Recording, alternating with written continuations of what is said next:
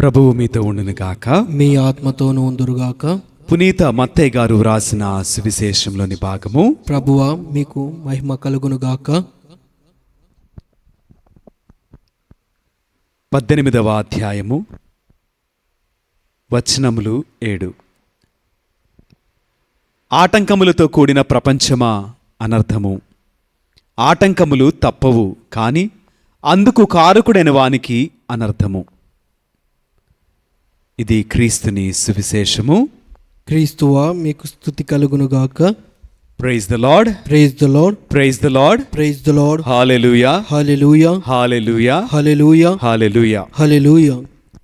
దేవునికి మహిమ కలుగునుగాక. ఆమేన్, దేవుడు మనలను దీవించునుగాక. ఆమేన్. ప్రియమైనటువంటి దేవుని బిడ్డలారా, చదువుబడినటువంటి ఈ మాటలలో సాక్షాత్తు యేసుక్రీస్తు వారు చెప్పుచున్నారు కదా, ఆటంకములతో కూడిన ప్రపంచమా అనర్థము. ఆటంకములు తప్పవు, కానీ అందుకు కారకుడైన వానికి అనర్థము అని యేసుక్రీస్తు వారు చెప్పినటువంటి ఈ వాక్యమును గురించి మనము కొంతసేపు ధ్యానం చేద్దాం. ఆటంకములతో కూడినటువంటి ప్రపంచము అని చెప్పేసి వాక్యం గమనిద్దాం. ఇప్పటి ప్రపంచము ఎలా ఉన్నది అనంటే అనేక ఆటంకాలతో నింపబడినది. అనేక రకములుగా అడ్డుగోడలు, అభ్యంతరాలు, వ్యతిరేకతలుతో నిండి ఉన్నది. కానీ ఒకానొక సమయంలో దేవుడు యొక్క సృష్టిని చేసినప్పుడు ఈ సృష్టి దేవుని కళ్ళకు ఎలా కనిపించిందండి? బాగుగా కనిపించిందంట, అందంగా కనిపించిందంట, మంచిగా కనిపించింది. దేవుడే సంతోషపడే విధముగా అప్పుడు కనిపించింది. కానీ ఇప్పటి పరిస్థితిలో ఈ ప్రపంచము ఎలా ఉన్నది అనంటే ఆటంకాలు, అభ్యంతరాలు, నిందలు, అవమానాలు, అనేక రకములుగా ఆటంకాలతోటి నింపబడి ఉన్నది. కనుకనే వాక్యము చెప్పుచున్నది కదా, ఆటంకములతో కూడినటువంటి ప్రపంచమా అనర్థము. అయితే ఈ యొక్క ఆటంకాలకు ఎవరు కారణమండి?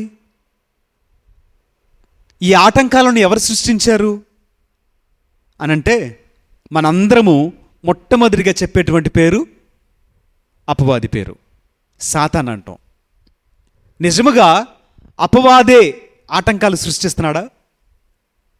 నిజముగా అపవాది వలననే అభ్యంతరాలు ఏర్పాటైనయా? దానికి ముందుగా మనం కొంచెం ఆలోచన చేస్తే, ఒకానొక సమయంలో దేవుడు సృష్టి చేసినప్పుడు బహు సుందరంగా కనిపించినటువంటిది, ఆహ్లాదంగా కనిపించింది, మంచిగా అనిపించింది. మరి ఇప్పటి పరిస్థితిలో ఆటంకములు ఎలా వచ్చినాయి అని ఆలోచన చేస్తే ఆటంకములు సృష్టింపబడినవి. ఒకప్పుడు బాగుగా కనిపించింది, ఇప్పుడు ఎందుకని లేదు? ఎందుకు ఆటంకాలు వచ్చినాయి అనంటే ప్రపంచమంతా కూడా కలుషితం అయిపోయిందండి. ఏ విధంగా కలుషితమైంది అనంటే తాగే నీరు కలుషితమైంది, పీల్చే గాలి కలుషితమైంది, భూమి కలుషితమైంది.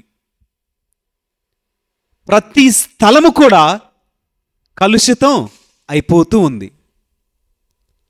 ఇంకా లోతుగా ఆలోచన చేస్తే ఒక మనిషి మాట్లాడే మాట కలుషితమైంది, మనిషి ఆలోచన కలుషితమైంది, స్నేహము కలుషితమైంది. ఈ లోకములో మన జీవితము, విధి విధానాలు అన్నీ కూడా, తినే ఆహారము సైతము కలుషితం చేయబడుతూ ఉంది. స్వతహాగా ఆహారం కలుషితం కాదు, గాలి కలుషితం కాదు, నీరు కలుషితం కాదు, భూమి కాదు, కానీ చేయబడుతూ ఉంది. కేవలము ఒక మనుష్యుడు తాను బ్రతకాలని, తానే బ్రతకాలని స్వార్థపరుడుగా మార్చబడుతున్నాడు. కాబట్టి నేటి ఈ ప్రపంచము కలుషితం అయిందండి.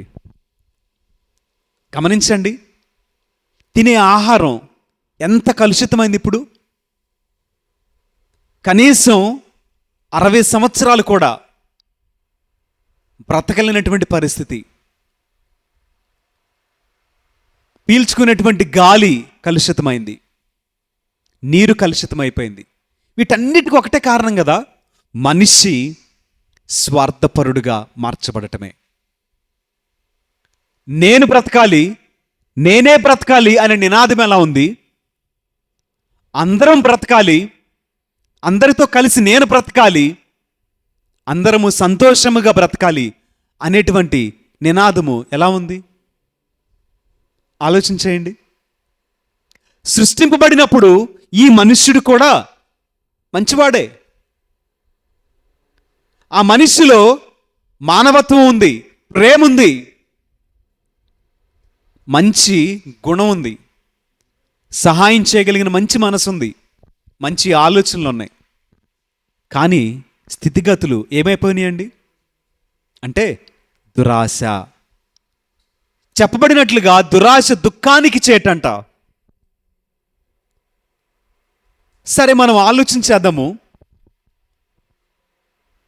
ఎవరు దీనికి కారణం అనంటే సాతానుడు, అపవాది, దుష్టుడు అని చెప్తున్నాం కదా. ఉదాహరణ తీసుకోండి. దేవుడు అవ్వ ఆదమును సృష్టించి వారికి ఒక ఆజ్ఞ ఇచ్చాడు. ఇదిగో సమస్తము మీ చెంతనే ఉన్నది, మీకు కావాల్సింది చేయండి, కావాల్సింది తినండి, పర్లేదు, కానీ ఒక్క చెట్టు పండు తప్ప అని దేవుడు ఒక ఆజ్ఞ ఇచ్చాడు. అయితే ఇప్పుడు వారు ఏ విధంగానైనా సరే దేవుని మాటకు వ్యతిరేకంగా చేయాలి. మనిషి చేయలా, కానీ అపవాది ప్రేరణ కలిగించిందండి. తప్ప అపవాది పండు కోసుకొచ్చి అవ్వమ్మకు, ఆదాము గారికి తినిపించలా. నువ్వు ఏ పరిస్థితినైనా గమనించు, అపవాది నిన్ను ప్రేరేపిస్తాడు, శోధిస్తాడు. తప్పు చేసేంత వరకు, పాపం చేసేంత వరకు నిన్ను శోధిస్తానే ఉంటాడు. కానీ అప్పుడు నీకు జ్ఞాపకం రావాల్సిందేంటో తెలుసా? నా దేవుడు నన్ను ఆజ్ఞాపించాడు, నేను ఇది చెయ్యొద్దు, చెయ్యకూడదు అని నా తండ్రి నన్ను ఆజ్ఞాపించాడని నీకు జ్ఞాపకం రావాలి. అలా కాకుండా అపవాది చెప్పినటువంటి మాటలు విని అపోహకు ప్రలోభపడి నువ్వు ఆ పాపం చేస్తే పర్యవసానం ఏమైందండి? దేవుని సాన్నిధ్యమును కోల్పోయారు, గెంటివేయబడ్డారు, నెట్టివేయబడ్డారు. కష్టం మొదలైంది, సమస్య మొదలైంది, కన్నీళ్లు మొదలైనవి, చివరకు మరణించారండి. ప్రపంచంలో అవినీతి, అన్యాయం, అక్రమం ఏవి లేవు. కానీ ఒక మనుష్యుడు తన యొక్క దురాశ వలన ఈ లోకంలోనికి అవినీతి వచ్చేసింది, అన్యాయం వచ్చేసింది, అన్నీ కూడా కలుషితం కావించబడ్డాయి. అపవాది ప్రేరేపించాడు, నువ్వెందుకు లోబడాలి? ఎందుకని నీ జ్ఞానం పనిచేయలేదు, నీ మనసు ఎందుకు నీకు చెప్పలేదు? నీ అంతరాత్మ గద్దిస్తే ఎందుకు లోబడలేదు నువ్వు? లోబడితే పాపం చేస్తావా? అన్యాయం చేస్తావా? అవినీతి చేస్తావా? అక్రమం చేస్తావా? దౌర్జన్యం చేస్తావా? ఆక్రమించుకుంటావా? స్వార్థపరుడుగా బ్రతుకుతావా? లేదు కదా. ఇవేవి చేయనటువంటి స్థితే దేవుడు కోరుకుంటున్నాడండి. అలా ఆటంకము సృష్టింపబడినప్పుడు ఏ విధముగా జయించాలి అన్నందుకు కూడా మనకి బైబిల్ గ్రంథంలో ఉదాహరణలు ఉన్నాయండి. మొదటి ఉదాహరణ యోబు గారిని తీసుకుందాం. యోబు గారిని తన స్నేహితులు వచ్చేసి దూషించట్లేదా? అవమానపరచట్లేదా? కట్టుకున్న భార్య సైతము అవమానించట్లేదా? నిందించట్లేదా? హేళన చేసి అవమానపరచే విధంగా మాట్లాడట్లేదా? ఈ మాటల్లో యోబు గారు ఒక్క మాట అయినా సరే దేవునికి వ్యతిరేకంగా మాట్లాడారండి? శోధనలో సైతము మాట మీరలేదు కదా, ఆలోచన వ్యతిరేకంగా రాలేదు కదా. యేసుక్రీస్తు వారు మరొక ఉదాహరణ. 40 దినముల పాటు ఉపవాసం చేసినటువంటి యేసే దగ్గరికి అపవాది వచ్చి అంటున్నాడు కదా, నీవు దేవుని కుమారుడు అయితే ఈ రాళ్లను రొట్టెలుగా చేసుకుని తిను అని సవాలుకరంగా మాట్లాడుతుందండి. దానికి తెలుసు యేసుక్రీస్తు వారు ఆకలితో ఉన్నారని. అక్కడ యేసుక్రీస్తు వారిని శోధిస్తుంది, ప్రేరేపిస్తుంది, ప్రలోభానికి గురి చేస్తుంది. కానీ యేసయ్యకు తెలుసు మనుష్యుడు రొట్టె వలననే జీవింపడని. చూసారా ఆయన సమాధానం ఎలా ఉందో? మరి ఎందుకని మనము ఆ సమాధానాన్ని ఇవ్వలేకపోతున్నాం? ఎందుకని మనకు కలిగినటువంటి విశ్వాసాన్ని పట్టుకొని ధైర్యంగా ఉండలేకపోతున్నాం? ఆలోచన చేయండి. అంటే మనము బలహీనులమా? మనము చేతకాని వారమా? పాపము చేయుటకు సృష్టింపబడిన వారమా? కాదు కదా. ఏ మనుష్యుడును బలహీనుడు కాడు. బలహీనముగా దేవుడు ఏ మనుష్యుడు సృష్టించలేదు. అన్నిటినీ సాధ్యము చేయగలిగినటువంటి ఆత్మశక్తిని దేవుడు మనందరికీ ఇచ్చాడండి. అది నీకు కూడా ఇచ్చాడు దేవుడు. కేవలము ప్రత్యేకింపబడిన వారికే కాదండి, అందరికి ఇచ్చి ఉన్నాడు. ఇవ్వబడినటువంటి ఆ శక్తిని గ్రహించుకొని మెలకువ కలిగి అపవాది అగ్ని బాణములను ఆర్పివేయగలిగినటువంటి సర్వాంగ కవచమును ధరించుకున్న వారికి అది సాధ్యమైంది.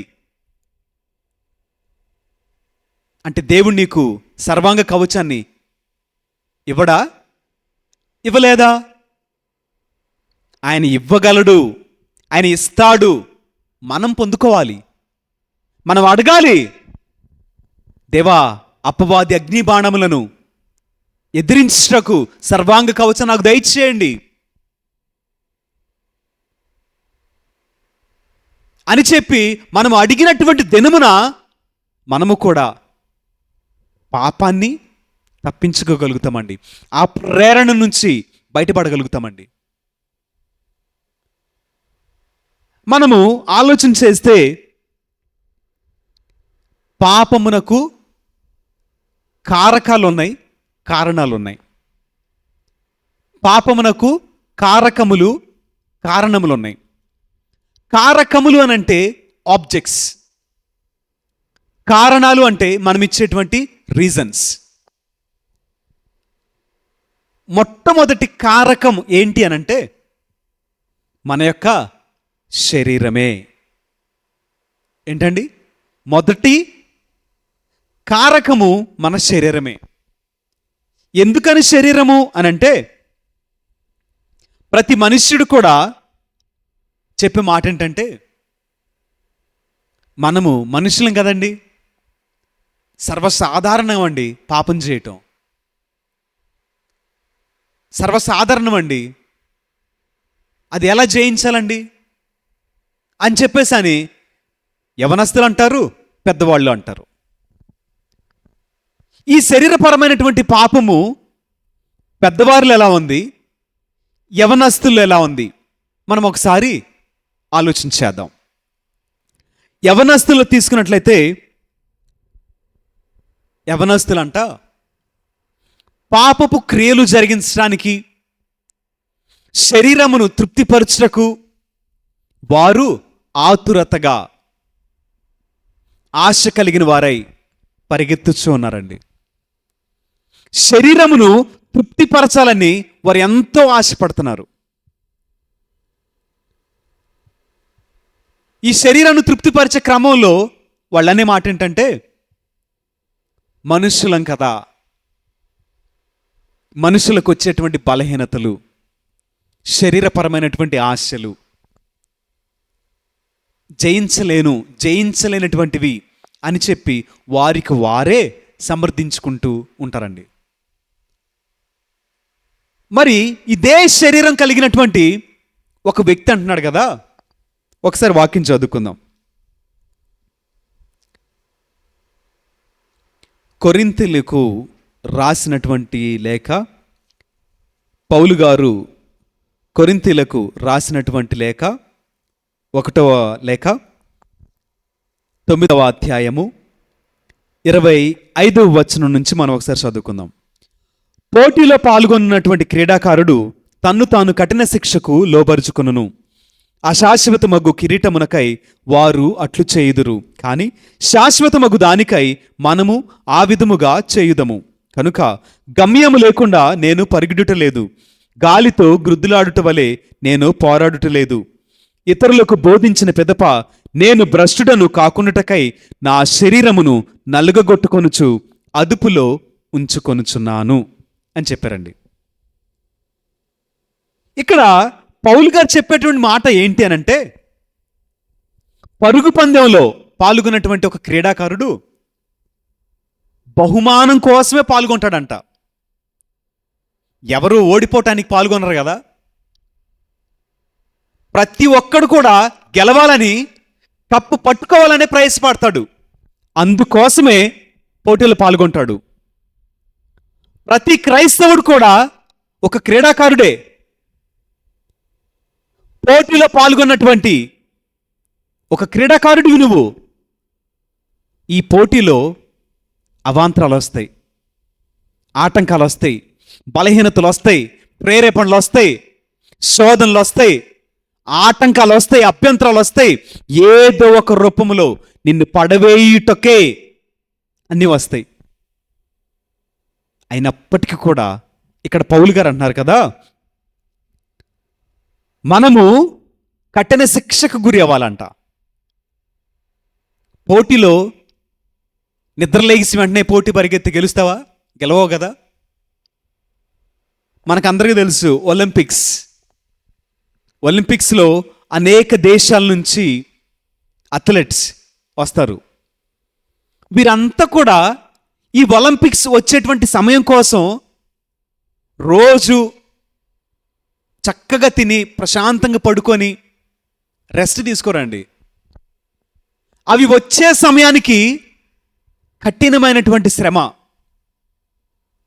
ఆకలి దప్పులు, ఎక్సర్సైజ్ చేస్తారు, పరిగెత్తుతారు, కఠోరమైనటువంటి శిక్షణ తీసుకొని సిద్ధపడతారు. ఆ క్రమంలో ఒక కోచ్ ఏం చెప్తాడు తెలుసా అండి? ఇన్ని గంటలే పడుకోవాలి, ఇంతే తినాలంటాడు, ఇన్ని గంటలు పరిగెత్తాలంటాడు, ఇన్ని గంటలు ఎక్సర్సైజ్ చేయాలంటాడు. అవన్నీ చేసి ఆ ఒలింపిక్ సమయానికి సిద్ధముగా ఉంటాడు. అదేవిధంగా మనం కూడా క్రైస్తవులం, మనము కూడా పోటీలో పాల్గొన్నటువంటి ఒక క్రీడాకారులం. మరి కఠిన శిక్ష నీకొద్దా? కఠిన శిక్షణ నీకొద్దా? కఠోరమైనటువంటి శ్రమ నీకొద్దా? ఇక్కడ పౌలు గారు అంటున్నారు కదా, నా శరీరమును నలుగగొట్టుకొనుచు అదుపులో ఉంచుకుంటారంట. ఎందుకని? బోధించినటువంటి పిదప ఆయన భ్రష్టుడు కాకుండా నిమిత్తము తన శరీరమును అదుపులో పెట్టుకొనుటకు ఆయన శ్రమ చేస్తున్నాడండి, నలగగొట్టుకుంటున్నాడంట. ఏ విధముగా నలగొట్టుకోవటం అనంటే, ఉపవాసాలు, జాగరణలు, మోకాళ్ళ ప్రార్థన, నిద్రలేమి, శ్రమ, ఈ కష్టాలన్నిటి వలన శరీరము నలిగిపోతుందంట, తనకు తానుగా నలగొట్టబడుతున్నాడంట. ఇప్పుడు డాక్టర్స్ ఏం చెప్తున్నారు తెలుసా అండి? శరీరపరంగా ఆరోగ్యంగా బ్రతుకుటి నిమిత్తము ప్రోటీన్ ఫుడ్స్, వైటమిన్స్ ఉన్నటువంటివి ఫుడ్స్, మినరల్స్ ఎంత మోతాదులో తినాలి, ఎలా తినాలి, ఏ సమయంలో తినాలి, మరలా ఏ డ్రింక్స్ తాగాలి, తిన్నది అరిగించుకోవటానికి మళ్ళీ డ్రింక్స్, అనేక రకములుగా డాక్టర్స్ అందరూ కూడా ఇన్ని గంటల పడుకుంటేనే, ఇట్లా ఉంటేనే అని డాక్టర్స్ ప్రిస్క్రిప్షన్స్ ఇప్పుడు అందరికీ ఇవ్వబడుతున్నాయి. మరి కొంతకాలం ఒక 70-80 సంవత్సరాల కాలం వెళ్ళామనుకోండి, అప్పట్లో పెద్దవాళ్ళు ఏ డాక్టర్ దగ్గరికి వెళ్ళారండి? ఏ డైట్ పాటించారండి?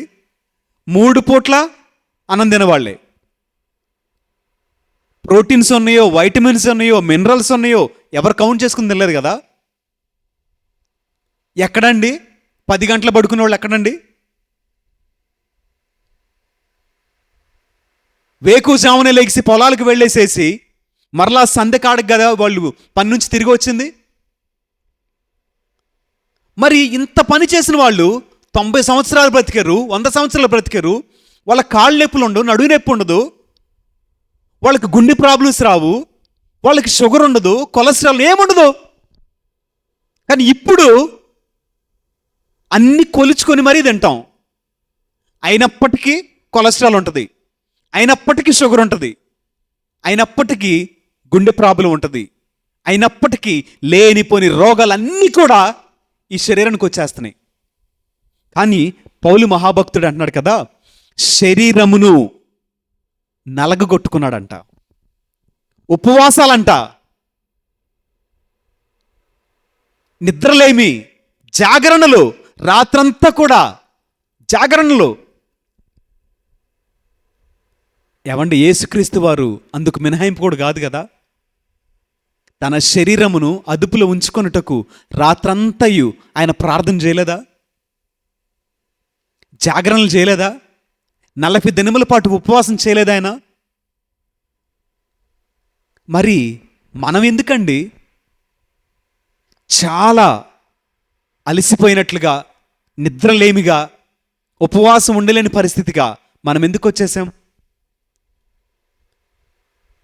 ఒకసారి ఆలోచించేద్దామండి. శరీరమును గెలవగలిగినటువంటి స్థితికి మనం వస్తే మన ఆధ్యాత్మిక జీవితము చాలా బాగుపడిద్దండి.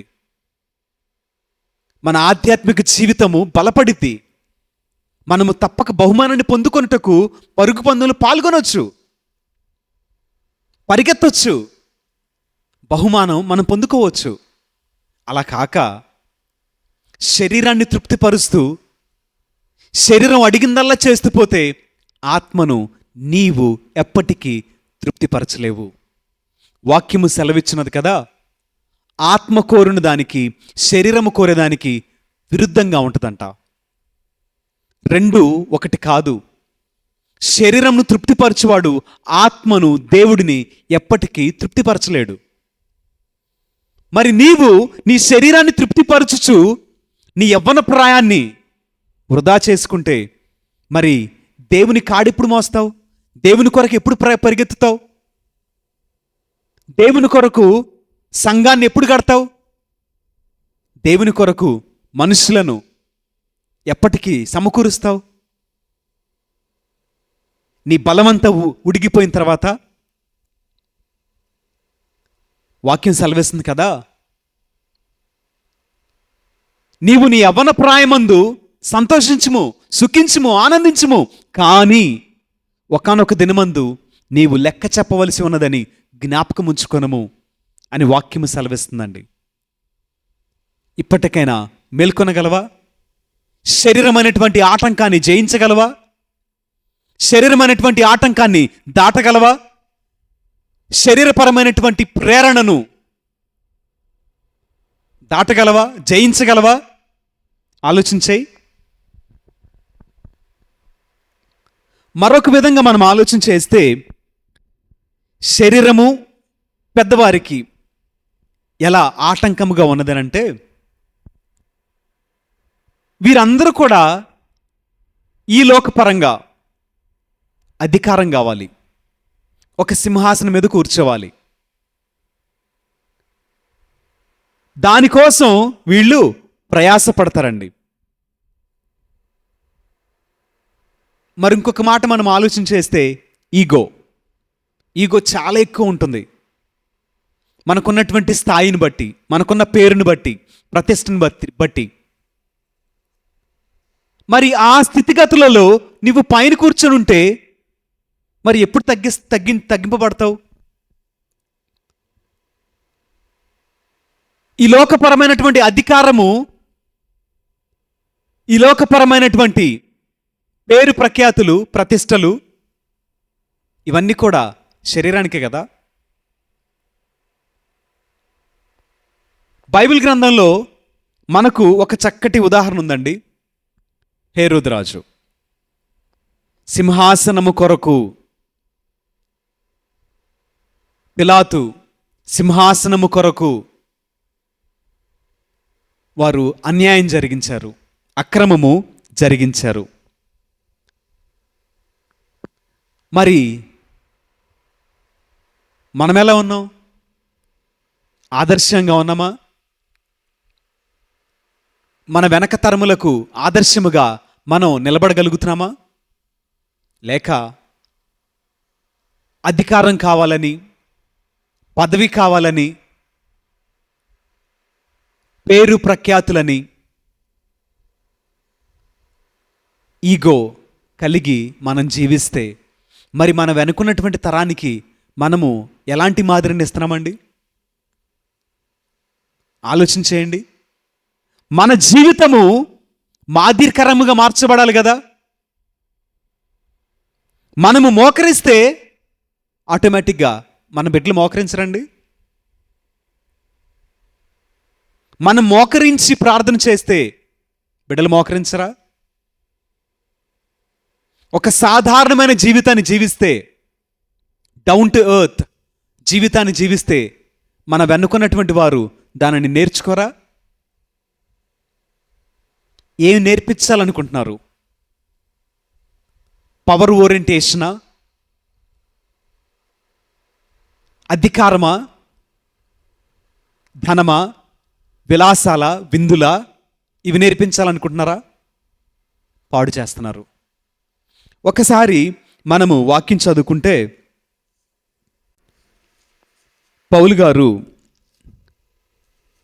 కొరింథీయులకు రాసినటువంటి 2వ లేఖ 12వ అధ్యాయము 7వ వచనము మనం చదువుకున్నట్లయితే, కానీ నేను చూచిన అద్భుత విశేషములను గూర్చి గర్వముతో ఉబ్బిపోకుండా నా శరీరములో ఒక ముల్లు గుచ్చబడినది అని ఇక్కడ పౌలు గారు చెప్పుచున్నారండి. గర్వించకుండా ఉన్న నిమిత్తం అంట ఆయన ఒక ముల్లు కలిగి ఉన్నాడంట. కానీ ఇప్పుడు ప్రపంచంలో మనం చూసినట్లయితే గర్వించుచు విర్రవీగేటువంటి మనస్సు కలిగి జీవించేవారు మనకు కనిపించుచునే ఉన్నారండి. అటు తర్వాత మనం గమనించినట్లయితే మరొక కారకము ఏంటి అనంటే cell phone, bikes, cars, laptops, ఇంకా ఎక్సెట్రా. ఇవన్నీ కూడా ఒక మనుష్యుడిని బలహీనుని చేస్తున్నాయి. ఇప్పటి కాలంలో మరి ముఖ్యంగా యువత, ఫోన్ లేకపోతే యువత లేరంతే. ఫోన్తోనే వారి జీవితం అంతా కూడా గడిచిపోతుందండి. ప్రేమలు తెలియట్లా,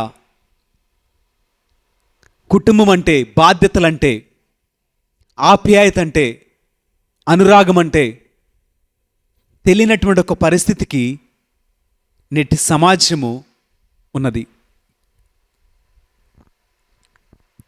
సెల్ ఫోన్ అనేటువంటిది ప్రాణం లేనటువంటి ఒక వస్తువు, ప్రాణం ఉన్నటువంటి ఒక మనిషిని బలహీనుడిగా చేసి గుప్పెట్లో కబంధ హస్తాలను చిక్కించుకొని ఎన్ని జీవితాలు పాడు చేస్తున్నారు కదా. ఇంకొక ఎగ్జాంపుల్ తీసుకోండి, బైక్స్. ఇప్పుడు వచ్చినవన్నీ కూడా సూపర్ బైక్స్ అంట. Super bikes. ఈ సూపర్ బైక్స్ స్పీడ్ ఎంత అయ్యానంటే 1000 cc. 3 secondsలో 100 రీచ్ అయింది. 10 secondsలో 500 స్పీడ్ రీచ్ అయింది. కానీ నీకు ఆ బైక్ నడపటం సంతోషం, వెరీ గుడ్. కానీ ఆ బైక్ నడిపి ఏదైనా ఒక చిన్న ప్రమాదం వస్తే నిన్ను ప్రేమించినటువంటి తల్లిదండ్రులకు, ఆ కుటుంబానికి వారు జీవించినంత కాలము ఒక పెద్ద శిక్ష. గమనించు, నీ సంతోషము కుటుంబానికి ఆదరణ కలిగించాలి.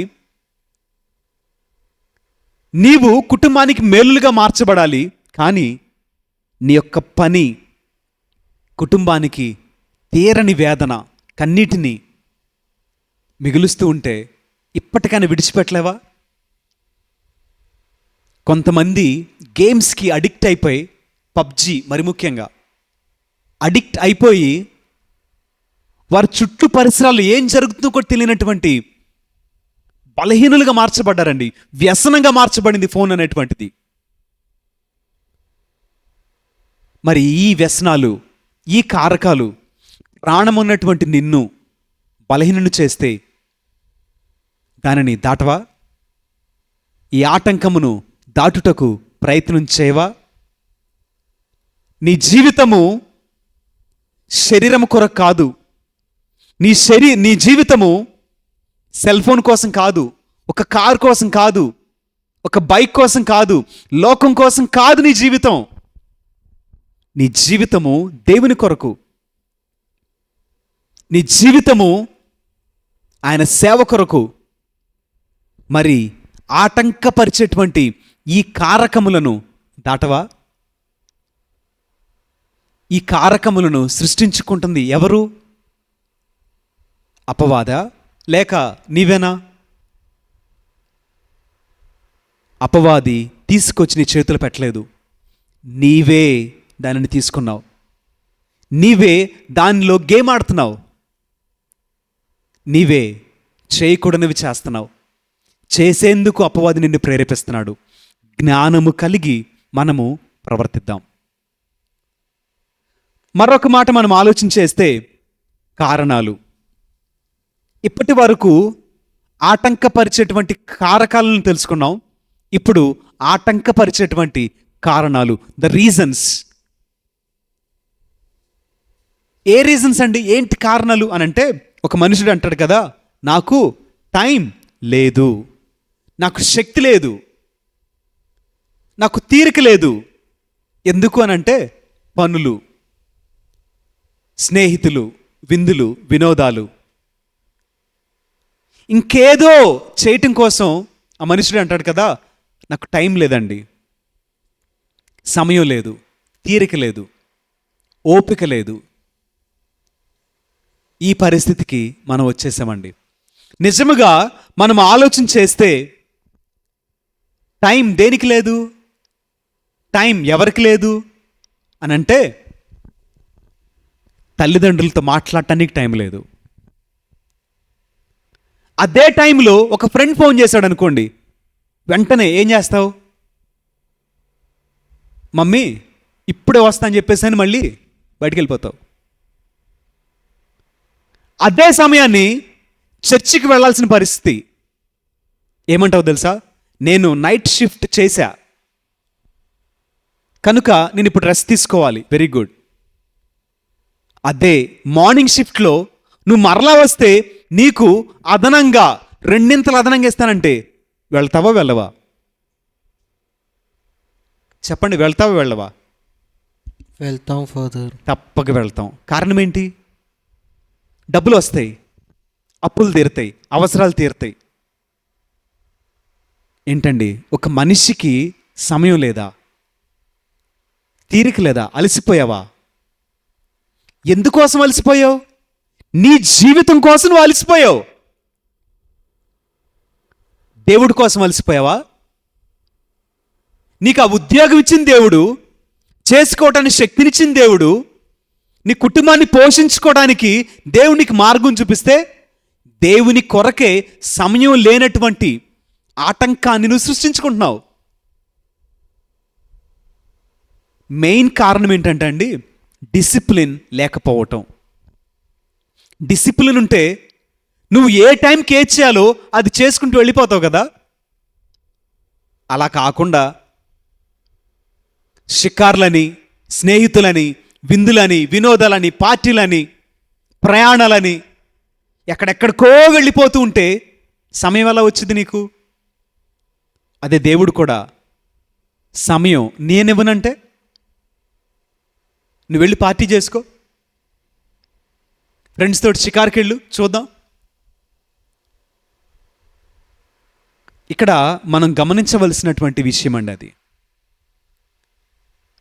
సమయము లేదు అని చెప్పేటువంటి మాట కారణము. రెండవ మాట ప్రేమ. ఇప్పుడు పరిస్థితులు ఎలా ఉన్నాయనంటే, ప్రేమ దేవుడి కంటే మిగతా అన్నిటిని కూడా ఎక్కువగా ప్రేమించడం మరొక కారణం. దేవుణ్ణి ప్రేమించడానికి సమయం లేదు, కానీ భర్తను ప్రేమించడానికి, భార్యను ప్రేమించడానికి, పిల్లల్ని ప్రేమించడానికి, షాపింగ్ చేయడానికి, వీటన్నిటికీ కూడా మనకు కావలసినంత ప్రేమ ఉంది. వాటన్నిటి మీద మనకు మిక్కుటమైనటువంటి ప్రేమ ఉంది. వాటన్నిటి కొరకు సమయం ఉంది. వాటన్నిటి మీద మనకు మిక్కుటమైనటువంటి ప్రేమ ఉన్నది. దేవుడు ఒప్పుకుంటాడా? దేవుడు ఒప్పుకుంటాడండి? లేదు ఫాదర్. దేవుడు అంగీకరించడు.